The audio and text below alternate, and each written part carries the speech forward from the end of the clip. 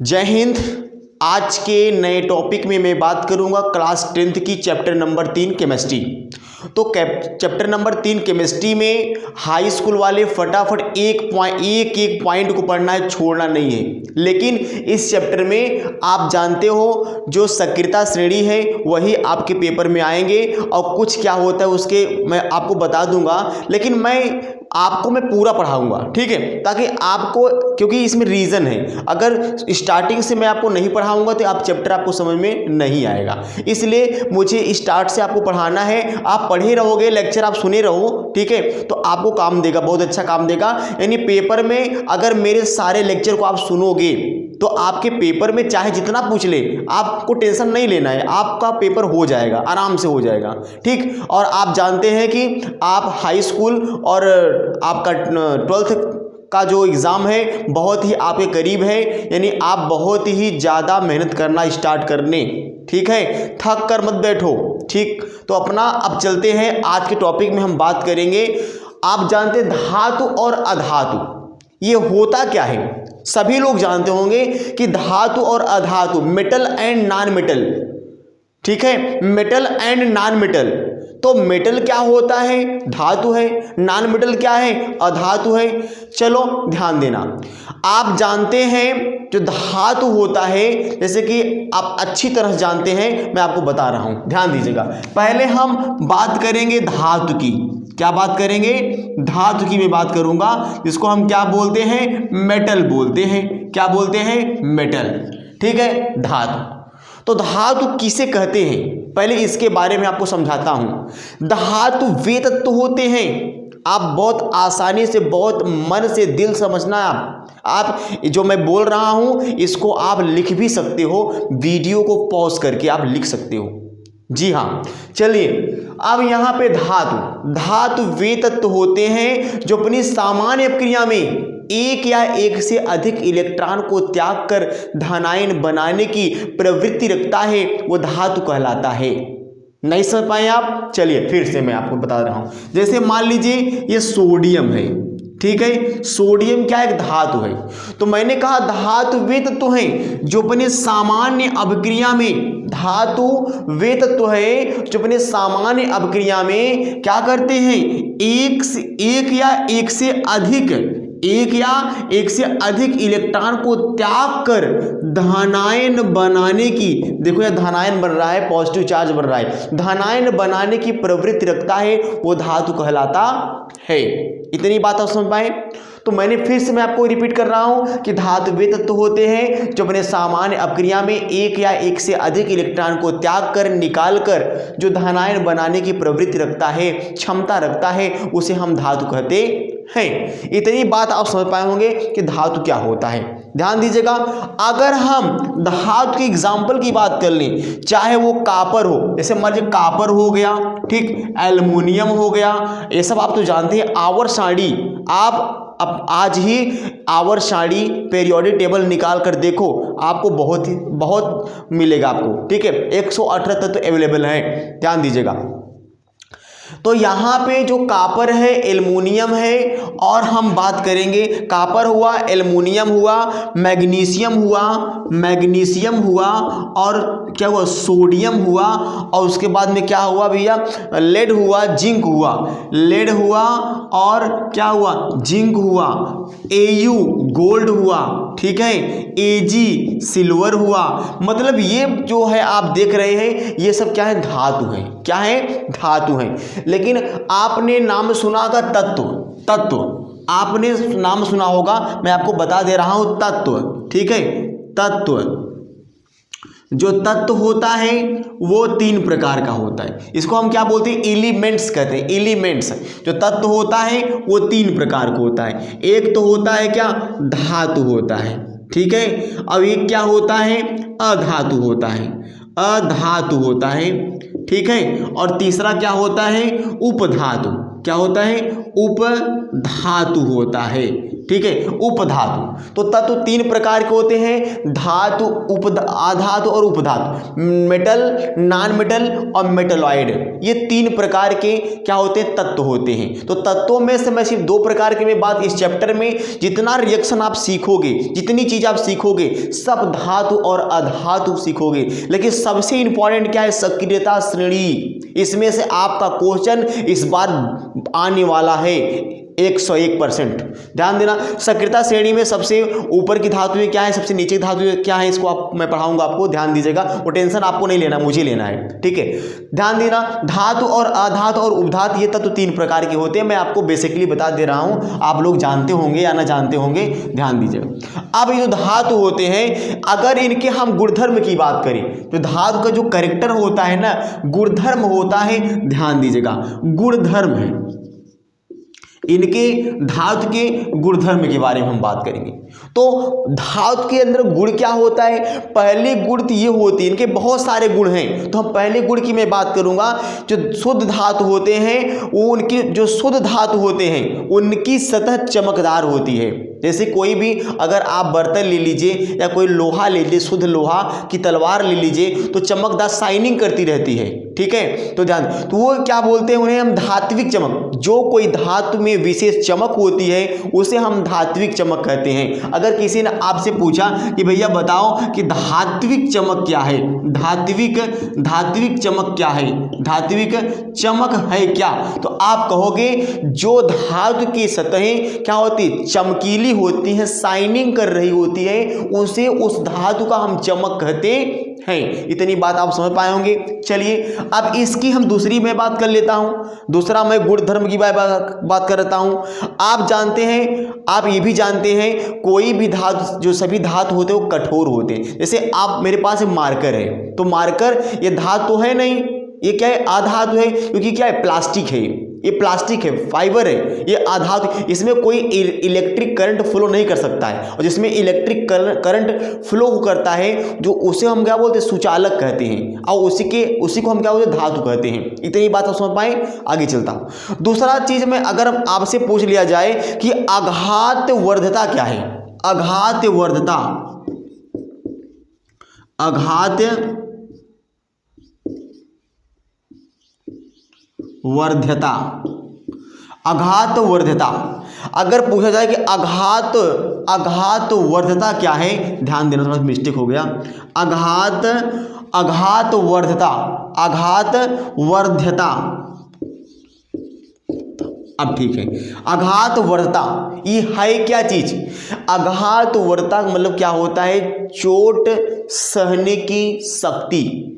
चोट सहने की शक्ति को हम क्या बोलते हैं, आघात वर्धता कहते हैं। यानी जो क्या होता है, जो लोहा, जो क्या होता है, जो धातु होता है, वो अपने अंदर किसी दूसरे को चोट पहुंचाने या चोट सहने की क्षमता रखता है, उसे हम आघात वर्धता कहते हैं। जैसे कुछ धातुओं को पीट कर पतली पतली चादर बनाया जा सकता है। तो लकड़ी को पीटोगे तो फट जाएगा, बट अगर आप किसी धातु को पीटोगे, मेटल को, तो फटने वाला है नहीं। उसको हम क्या बोलते हैं, आघात वर्धता। आप जानते हैं इसका एग्जाम्पल क्या है? इसका जो एग्जाम्पल है वो क्या है, सोना और क्या है भैया, चांदी। इसके अंदर आघात वर्धता ज्यादा होता है। अगर किसी सोने को, इतने बड़े सोने को आप अगर 1 ग्राम सोने से 2 किलोमीटर तार बनाया जा सकता है। ठीक है, 1 ग्राम सोने से 2 किलोमीटर तार, यानी किसी सोने को, चांदी तुम कितना भी पीटोगे लेकिन वो फटने वाला नहीं, फैलता हुआ चला जाएगा। ठीक है, तो आघात वर्धता ये होती है। अगले पॉइंट में हम पहुंचते हैं। अब तन्यता, अगर हमें किसी से पूछ लूं भी तन्यता क्या है, तन्यता मैंने अभी आपको बताया कि तन्यता ये होती है कि 1 ग्राम सोने से हम 1 ग्राम सोने से 2 किलोमीटर पतला वायर बना सकते हैं। मैंने आपको भी बताया। भाई क्या होता है, किसी धातु में तनन शक्ति यानी तनने की शक्ति जो होती है, कि किसी धातु को हम तान तान कर उसे हम पतला वायर बना देते हैं, उसको हम क्या बोलते हैं, तन्यता कहते हैं। मतलब धातु के पतले तार के रूप में खींचने की क्षमता को हम क्या कहते हैं, तन्यता कहते हैं। वो अब मैं आपको बताया कि 1 ग्राम सोने से तुम 2 किलोमीटर तार बना सकते हो, तो बताओ इससे बड़ा एग्जाम्पल क्या है कि धातु में यानी गोल्ड में सबसे ज्यादा तन्यता पाई जाती है। आगे देखो, आगे मैं बात करूंगा कि आपने नाम सुना होगा, देखो कभी कभी क्या होता है, जैसे किसी लाइट का तार गया है, तो तार के अंदर आप देखते हो कि तार के अंदर क्या होता है, इस प्रकार से मान लीजिए वायर गया है, ये तार अंदर तार गया है, ठीक, ये तार है, ये अंदर क्या हुआ है आप समझ लीजिएगा, ये अंदर तार गया है, ठीक है। तार आप जानते हो धातु है, वो धातु है, लेकिन जब आप ऊपर देखते हो, ऊपर देखते हैं ना आप, प्लास्टिक का या रबड़ का क्या होता है, रैपर लगा होता है। यानी आप जानते हैं अपने घरों में ऐसे कोई मान लीजिए तार गया है तो खाली है नहीं, क्योंकि उस पर क्या होता है, थोड़ा थोड़ा क्या होता है कि मैं भी आपको एग्जांपल में बताऊं। जैसे मान लीजिए यहाँ पे मेरे पास ये देख रहे हैं ना, मेरे पास ये देखिए, ये मेरे पास तार है ना, तो यहाँ तार के ऊपर एक ब्लैक कलर का क्या है, चढ़ाया गया है, इसका नाम क्या है, अगर पूछ लिया गया है इसका नाम क्या है। इस तार के अंदर तो धातु है और इस तार के ऊपर क्या है, एक प्रकार की पतली सी परत का रबड़ है, तो उसको हम क्या बोलते हैं, पीवीसी। हम उसको क्या बोलते हैं, पीवीसी। इसका फुल फॉर्म है पॉलीवाइनिल क्लोराइड, ठीक है। इसको हम क्या बोलते हैं, पॉलीवाइनिल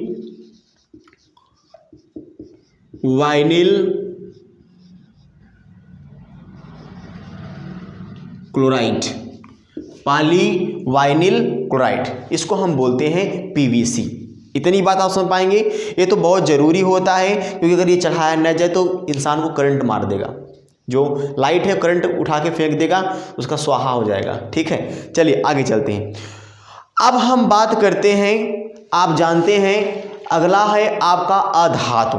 चलिए धातु के मैं गुण को, कैरेक्टर को मैं आपको बता दिया, क्योंकि आप जानते हैं 1 ग्राम सोने से, भाई एक चीज़ मैं आपको नहीं बताया कि धातु क्या होता है, वो जो धातु होता है वो क्या होता है, ऊष्मा के सुचालक हैं।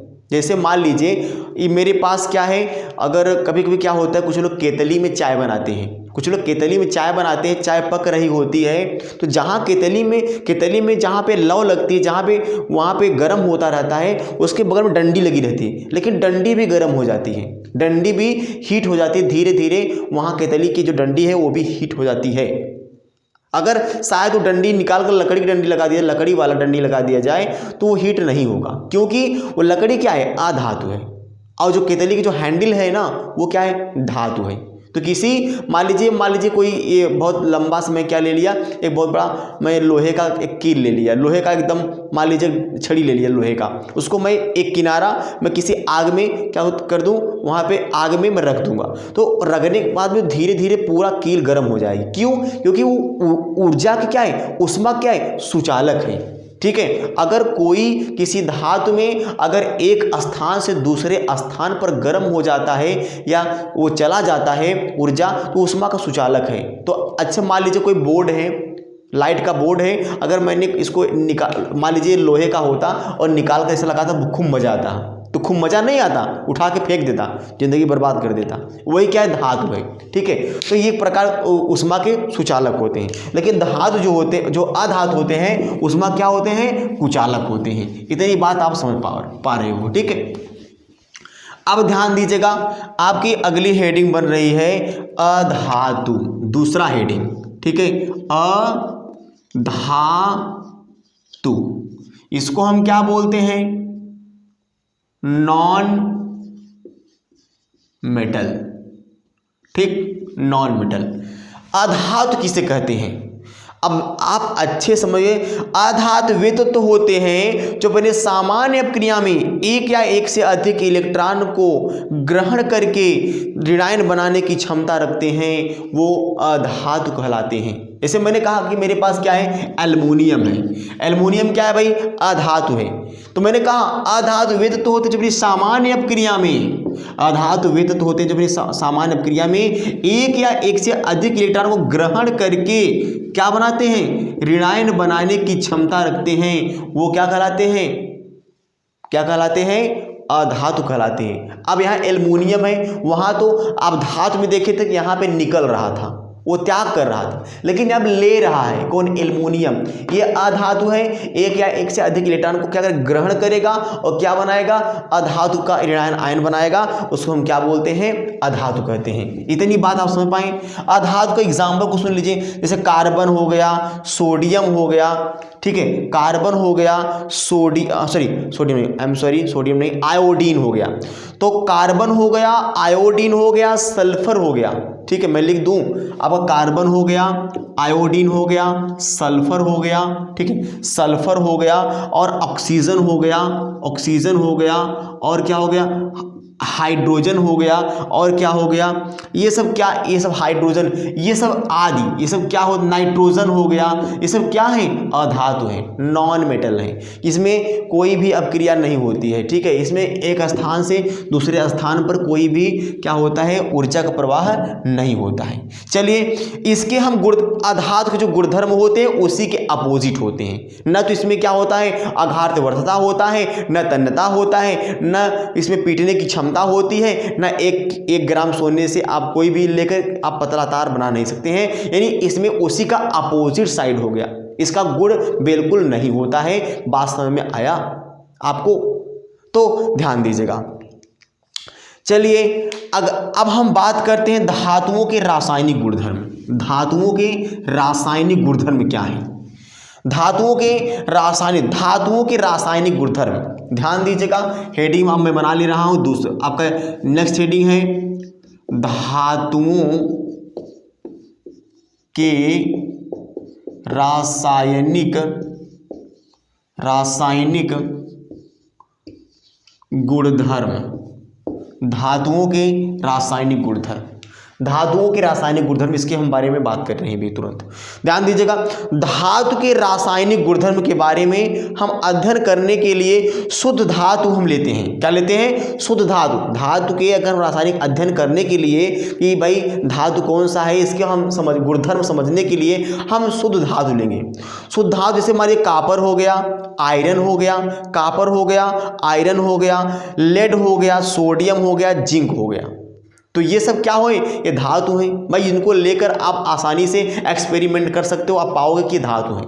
तो यहाँ पर धातुओं के रासायनिक गुणधर्म, ये गुणधर्म है इनके, गुण है इनके, ठीक है। कि जैसे मान लीजिए सोडियम हो गया, तो ये सोडियम क्या है, रासायनिक चीज़ है ना, ये रासायनिक।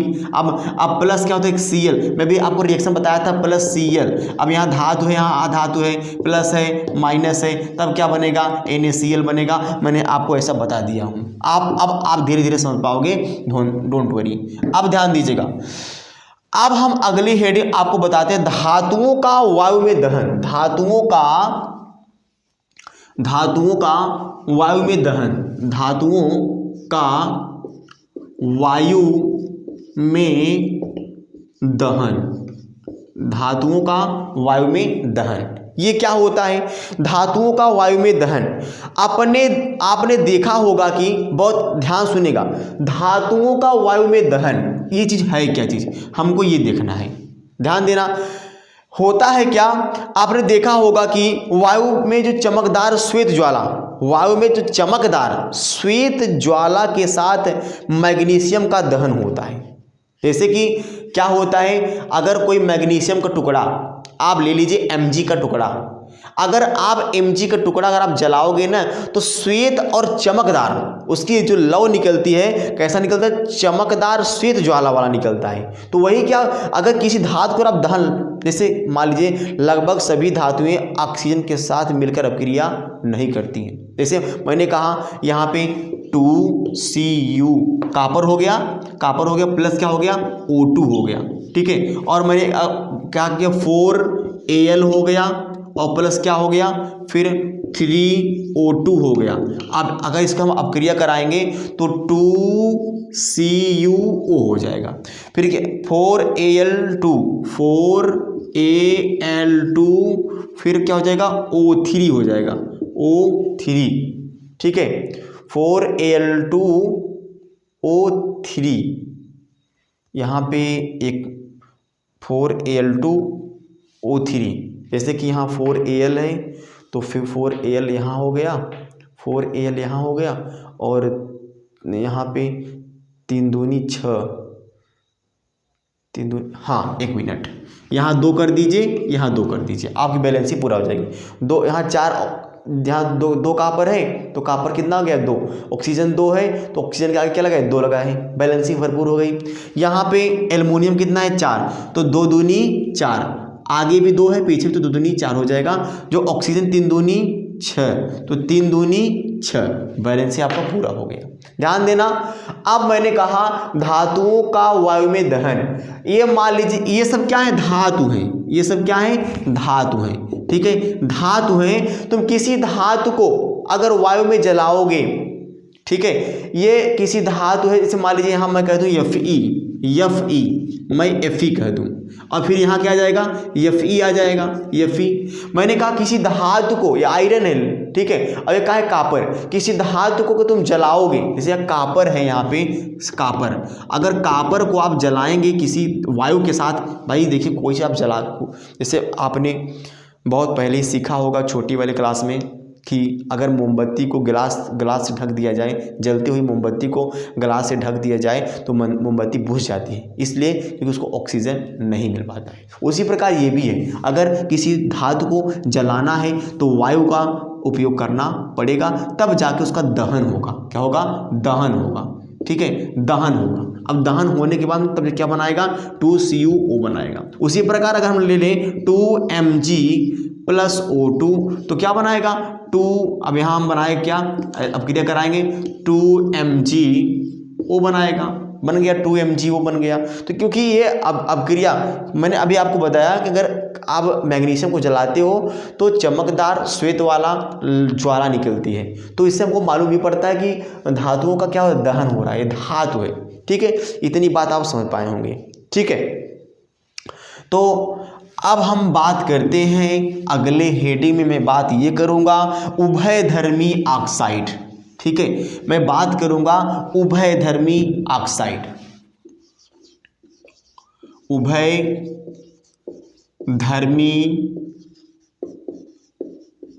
Oxide, उभयधर्मी oxide. ध्यान देना, ऐसे धातु ऑक्साइड जो अम्ल तथा क्षारक दोनों से अपक्रिया करते हैं, ऐसे धातु ऑक्साइड जो अम्ल और क्षारक दोनों से अपक्रिया करते हैं और अपक्रिया करने के बाद में क्या करते हैं लवण तथा जल प्रदान करते हैं, वो उभयधर्मी ऑक्साइड कहलाते हैं। इतनी बात आप समझ पाए होंगे। ध्यान जैसे Al2O3, जैसे Al2O3 प्लस 6HCl, ये अम्ल है और ये आप जानते क्या है क्षार है, ठीक है ये अम्ल है ये क्षार है और बनेगा क्या लवण बनेगा। क्या बनेगा लवण। मैंने आपको बताया ना अगर कहीं पे अम्ल क्षार को सब क्रिया हो रही है और लवण बन रहा है उसे हम क्या बोलेंगे उभयधर्मी ऑक्साइड कहते हैं। तो अब क्या होता क्या है, ये धातु ऑक्साइड है, ये क्या है भैया धातु ऑक्साइड है और ये क्या है अम्ल है, ये धातु ऑक्साइड है और अम्ल है। मैंने आपको यही बताया ऐसी धातु ऑक्साइड जो अम्ल के साथ अम्ल और या क्षारक के साथ अपक्रिया, अम्ल और क्षारक के साथ अपक्रिया करती है और लवण और जल और CO2 गैस बनाती है, उसे हम क्या बोलते हैं उभयधर्मी ऑक्साइड कहते हैं। अब बनेगा का 2AlCl3